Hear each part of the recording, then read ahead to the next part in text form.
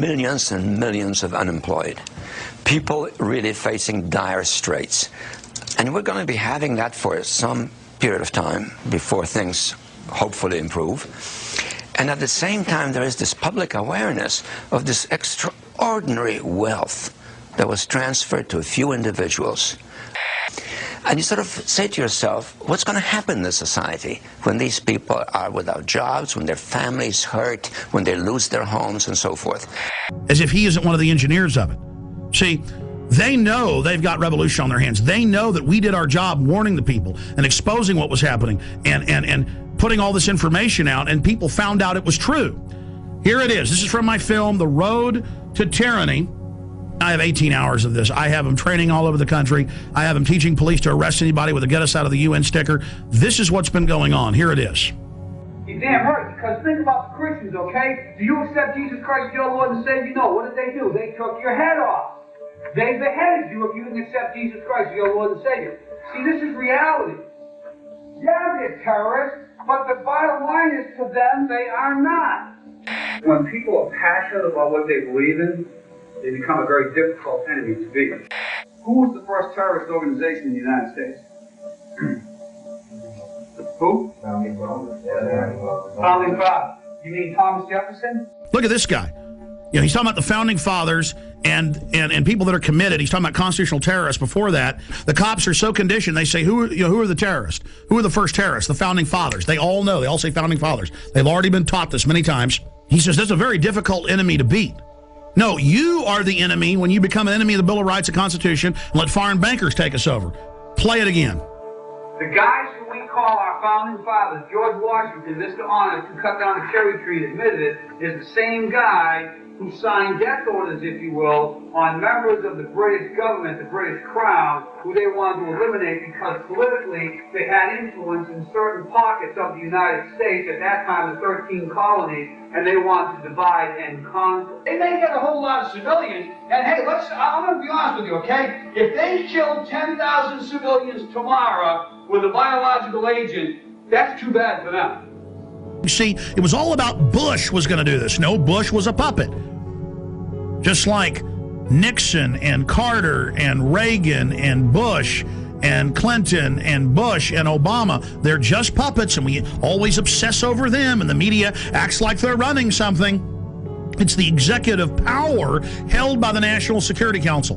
In fact, 3 weeks ago, they had an article about General James Jones and the National Security Council saying they've now taken over continuity of government, even from the executive and Homeland Security, and that this private group runs it all. And then General Jones was in the CFR website writing, I take all my orders from former national security heads, Henry Kissinger and the CFR. I mean, that's why in the last week there have been 4 mainstream news articles that we posted at Infowars.com and PrisonPlanet.com with Bilderberg group members like Etienne Davignon, the chairman of Bilderberg, saying, we set up the European Union, we set up the G20, we've set up the New World Order banking system.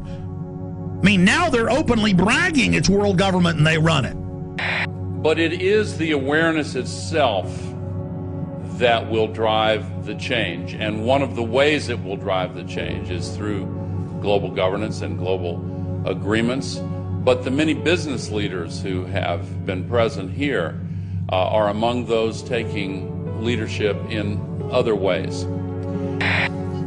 Yet these problems can be overcome by a joint effort in and between our countries.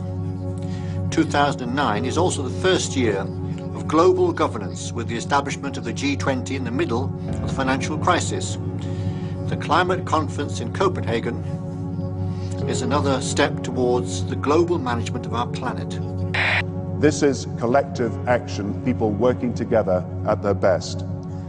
I think a new world order is emerging, and with it the foundations of a new and progressive era of international cooperation. And then if I dare talk about it, they go, oh, shut up, Jones. You crazy nut, none of that exists. And if you talk about it, you're going to cause violence. Just give in to the New World Order, roll over to it, hand your guns in. Let's start with the airport adventures, which they now admit are going nationwide with the Viper teams at bus stops, train stops, the streets, shopping malls, random vans, sending you through body scanners, biometrically scanning 360 your naked body. Now, I've seen more in-depth images by the actual companies where they can zoom in on pores. Okay, so they're showing you a low-res image, but totally naked, your family, it's child porn, they don't care. Now, if you take a picture of your 2-year-old daughter in diapers, and this made ABC News and CNN, the children's bottoms weren't even seen, but because the children had towels around them hugging. That was a 3-year-old and 2-year-old. They were arrested. Their children were taken. So that's things that aren't bad are called bad. But then the government recording your naked wife, you, your children, and now they're going in at all major airports, 214, and there people in Houston are being forced through them, but people are refusing and saying, no, you perverts, you're not going to do that. So Aaron Dykes and Rob Dew, back from 6 days of adventure with the police state in Canada and the U.S., tell us what happened. Well, I got hit up first. This was in D.C. flying to Detroit. Because you got long hair. You get pulled out every time. Some kind of Al-Qaeda. But Aaron was already through security, and I walked through, and they go, "Oh, sir, can you step in here?" And I said, "So what's that?" And they said, "Oh, this is our RFID scanner." And I said, "No, I'm not going in there." And what do you mean? And I said, "I'm not going in there." I said, "I don't agree with that." And they said, "Oh, well, it's voluntary." I said, "Well, good, I'm not doing it." Yeah, but so that's like SeaWorld made you thumbprint at first. It was voluntary. Now it's mandatory. It's like dog training.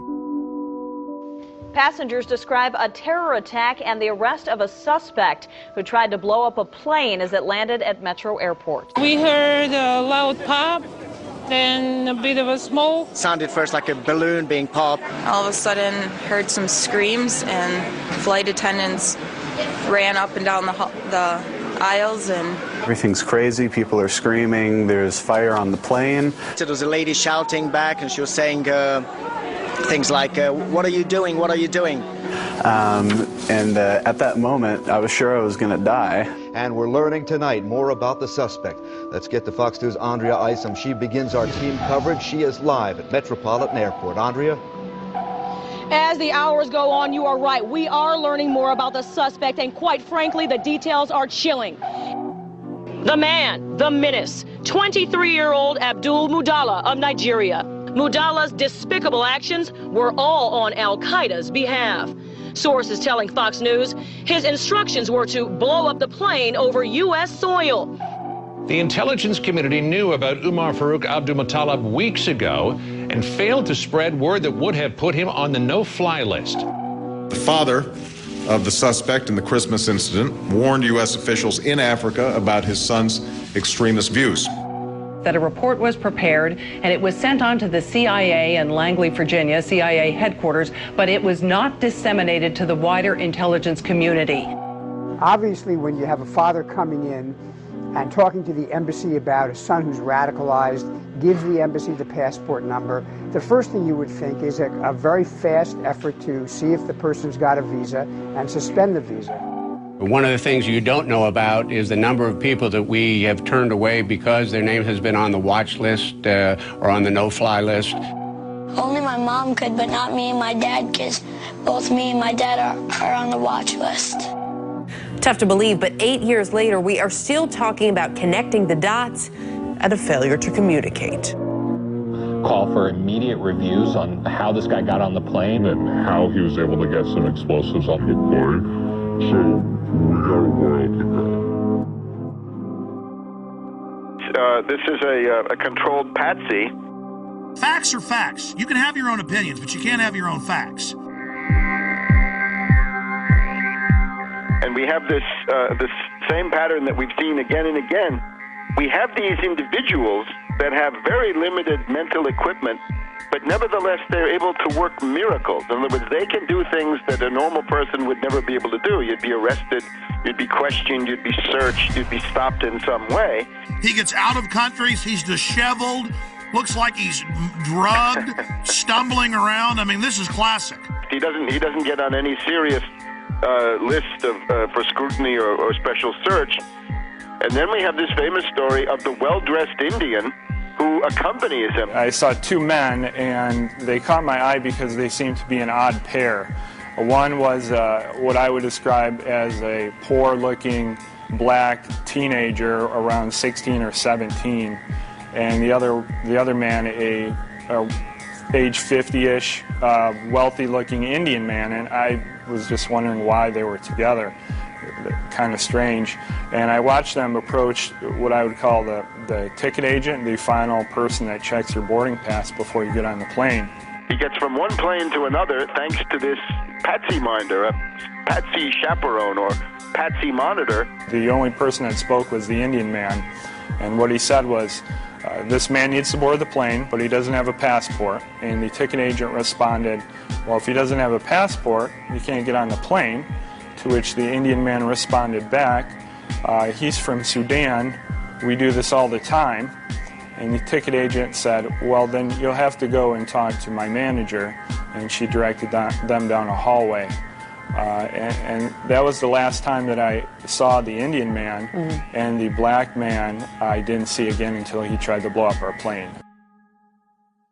And I'd be interested to see, is there a passport? Won't the FBI please show us a passport if there is one? They won't release the videos from Amsterdam. I mean, this is suspicious. Oh, yes. I think it's beyond suspicious. It's a clear case of a patsy. So he's a controlled asset. And, of course, it's not a matter of failure to connect the dots. We're hearing all about the unconnected dots. No, this is the desired outcome. Let me just point out a couple of other things here. We're told that this alleged bomber, right, Knicker bomber, whatever they call him, he was in contact with this character Awlaki in Yemen. And, of course, this Awlaki, I call him Awlaki the CIA lackey. Awlaki the lackey, and remember, he's a CIA lackey. He's a double agent, a triple agent, if you want. He is used as a kind of beacon to recruit patsies across the world, and they can always sheep dip somebody like Major Hassan. If they want to say, you're linked to Al-Qaeda, they just have you exchange a few emails with this Awlaki, and that's what he's good for, right? He goes back to 9/11 and Hani Hanjour. So this guy is he's a U.S. agent under whatever layers of garb that he's got. The other thing is, how was this young patsy Omar Farouk Muttalib? How is he radicalized? And I think we're getting some pretty good indications that it's this Brixton Mosque, Finsbury Mosque axis in London, the school for patsies, the British patsy. Which, by the way, 6 months ago, I remember it, you predicted we'd see plane bombings out of that mosque. This is not so hard to do. Remember Richard Reed, mentally retarded vagrant who was sleeping on the floor of Brixton Mosque, I think.